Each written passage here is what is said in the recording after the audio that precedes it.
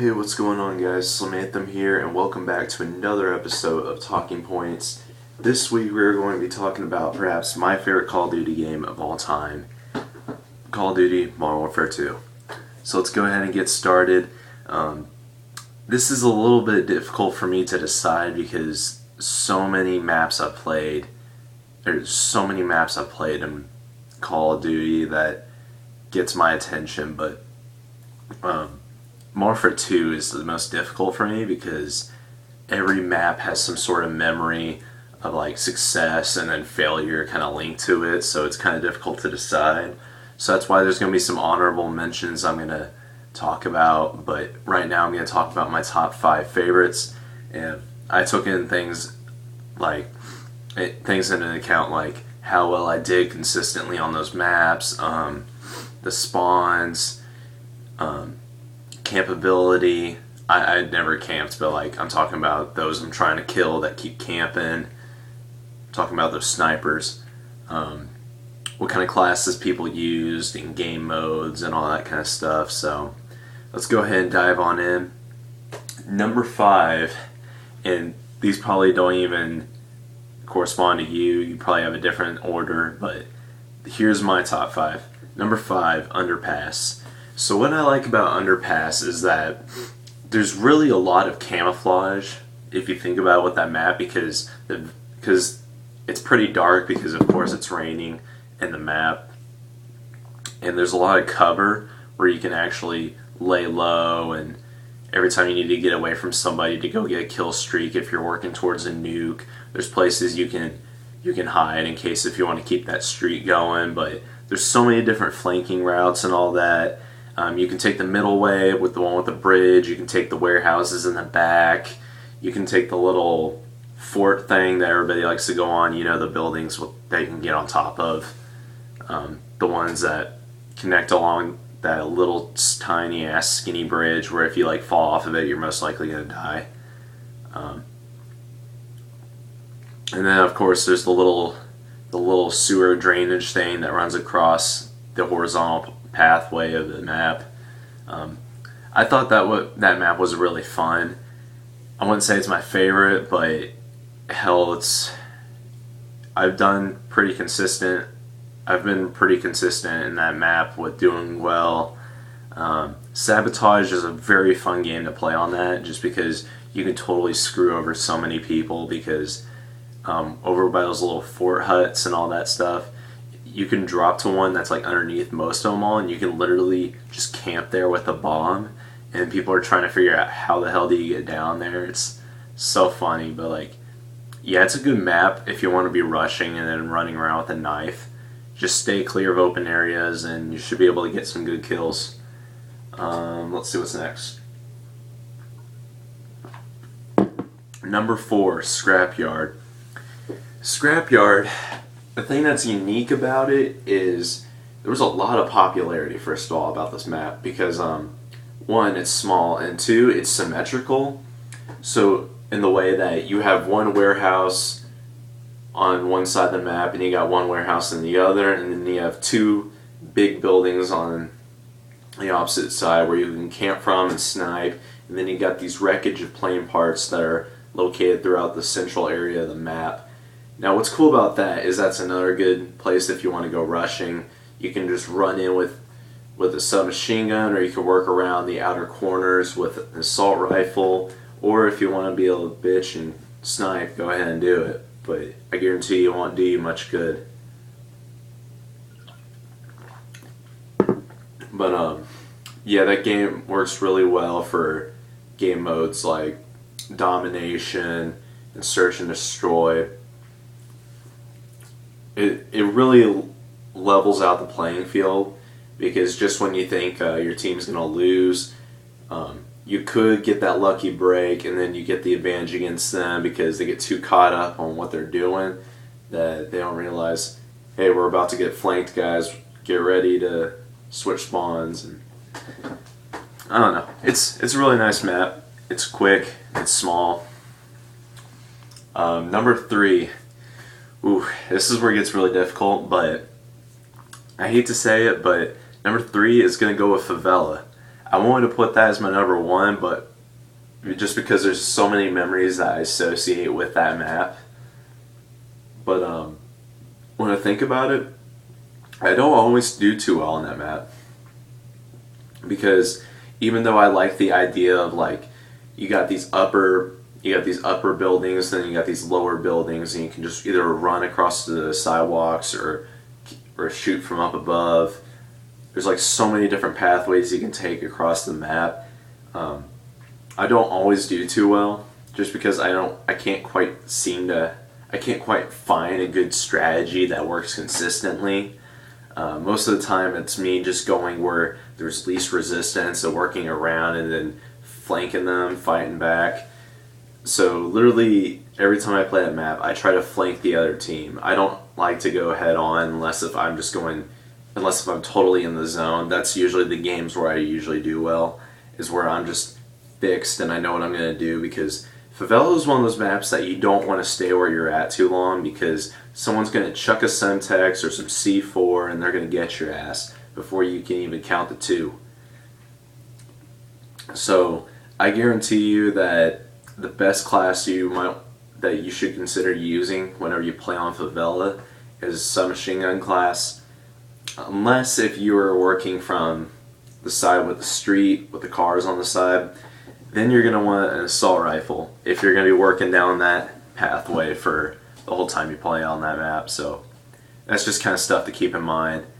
But yeah, I love Favela. There's so many cool places to I guess kind of run around at and all that. Number 2, Highrise. The thing that's unique about Highrise is like, it's just so symbolic. Like every time I think of Highrise, I think Modern Warfare 2, because you got these 2 buildings that are on opposite sides of the map. I mean, the whole map is on a building. I don't know why I'm saying 2 buildings, but like 2 adjacent taller buildings, I guess, that are right on the other side of the map. Or they're not even adjacent; they're just opposite. But the thing that I like about that map so much is that you can either take the underground route, you can either take it dead on, or you can camp in the upper balconies of each building. There's one that you can get to via the crane, and then there's one where you have to do the little glitch where you climb up the little scaffolding thing, which I rarely got that to work, because every time I tried that, I made my death counter go tick tick tick tick tick, because I sucked at it so much. But yeah, Highrise, I like that one so much, especially whenever you play games like Domination and Demolition. It's very competitive. Search and Destroy, really fun on that map. And there's so many good places you can camp and get a good visual of where the bomb is. And if you really work together with your teammates, you should be able to pull off a win every time. So, but you gotta be careful of crossfire, because every time I play Team Deathmatch, there's always those 2 windows that are diagonally across the map where everybody's trying to snipe. You know what I'm talking about? As soon as you spawn, the first window you run into, that's where some guy is usually sniping. So, and then my number 1 favorite Modern Warfare 2 map is, drumroll please, Quarry. And some of you are thinking, Quarry, what the fuck is this shit? Well, let me tell you. Quarry, the thing that makes Quarry so good is the fact that you don't even have to fight across the whole map. You can take the battle to different places in the map and not even have to be worried about getting spawn trapped or flipped or anything, because even though majority of the map is open, there are buildings that do block certain ways, so you can actually get in fights with certain people and not even have to worry about taking on the whole team. Like, I know it's kind of hard to explain, but you can be fighting inside the giant building at the back of the map where one of the bomb sites is. You can be fighting up on that uphill slope with all the explosive barrels. You can be fighting in that giant factory next to that giant truck. I'm not sure what it says on the side of it. You can be taking over the little craned area. There's just something about like the layout of the map that just every time I play it, every time it gives me the option, I don't want to vote to skip because it's just so fun to play. But it's one of those things that I might as well show you instead of tell you, because it's kind of difficult to explain like where I'm getting at here with this map. So that's my favorite one. Now I would like to take this time to tell you some runner-ups, some honorable mentions of maps that I really enjoyed playing but unfortunately did not make it into my top 5. One of those maps is Terminal. Yeah, a lot of people love Terminal. I like it too. It's just my one problem with that is that you're pretty much limited on your possibilities, like to take on the other teammates, or take on the other team. You know what I'm saying? Because everybody likes to camp out at their spawn, and so many people snipe on that map. It is ridiculous. You can't, if you're spawned over where the Spetsnaz spawn, outside on the Terminal, hence the name of the map, you can't even take the pathway over by Burgertown just because there's some guy always camping over there with a noob tube or a sniper. You can't take the little gift shop thing in the middle because there's always a guy behind that counter shooting you. And then you can't ever take the plane route because there's always a guy at that little kiosk or inside the sunglasses store or over at the luggage thing on the very far side of the map. So that's why I kind of don't like Terminal, is just because of the fact that you're just limited to a set number and there's not really much conflict in the middle. It's always people shooting from across the map. It's a little bit better in Modern Warfare 3, but Modern Warfare 2, it's ridiculous. It's ridiculous the amount of people that camp in that map. Rust is another honorable mention. Yeah, I like it. I like that map just because of quick scoping. That's literally the only thing I have to say about Rust.